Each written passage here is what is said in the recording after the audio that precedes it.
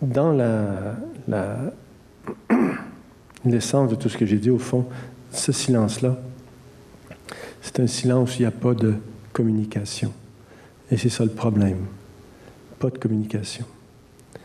Et je sais qu'il y a des pères et des filles qui sont venus ensemble ce soir dans cette salle. Et ce que je voudrais dire, c'est que c'est une parole que j'ai entendue dire par une femme dans un atelier qui disait aux autres hommes, aux autres femmes qui étaient dans l'atelier, si votre père n'est pas mort et que vous pouvez encore lui parler, faites-le parce que le problème ne meurt pas avec lui. Donc, ça vaut la peine de tenter quelque chose, même si c'est difficile, et même s'il faut se reprendre, et même s'il faut apprendre à parler au « je », et dire que c'est nous qui avons interprété les choses comme ça. Puis, bien sûr, ce qu'on rencontre derrière ça, c'est qu'il y a beaucoup d'amour, beaucoup de malhabileté, beaucoup de maladresse, mais quand même beaucoup d'amour.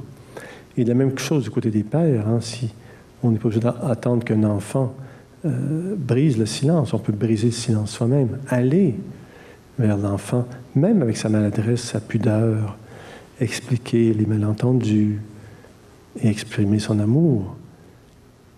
Et j'ai eu la chance d'avoir un père qui a lu « Père manquant, fils manqué ». C'était le premier homme qui a lu « Père manquant, fils manqué ».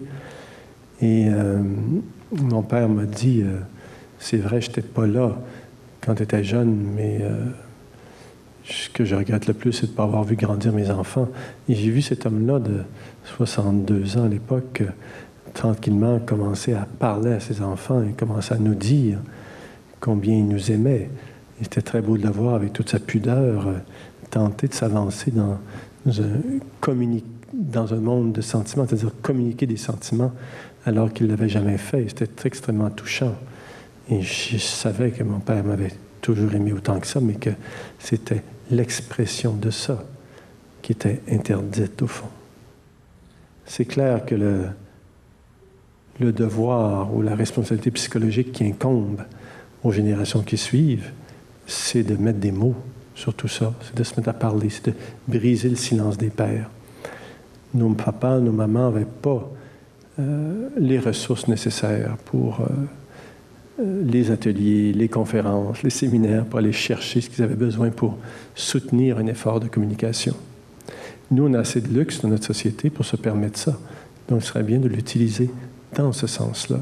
Apprendre à communiquer, apprendre à être attentif, apprendre au fond à faire de l'humanité des êtres humains qui se parlent, qui s'aiment, qui se fréquentent, qui se respectent.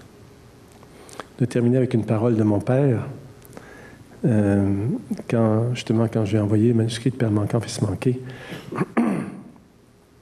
j'ai très très peur que mon père réagisse très très mal à tout ça, parce qu'il y avait quelques pages qui le concernaient dans le livre, qui concernaient notre relation directement. Donc je téléphone à mon père et c'est lui qui répond. Et avant qu'il ait le temps de dire « je te passe maman », je lui dis « non, c'est à toi que je veux parler ». J'ai dit « je t'ai envoyé le manuscrit du livre » et là, mon éditeur me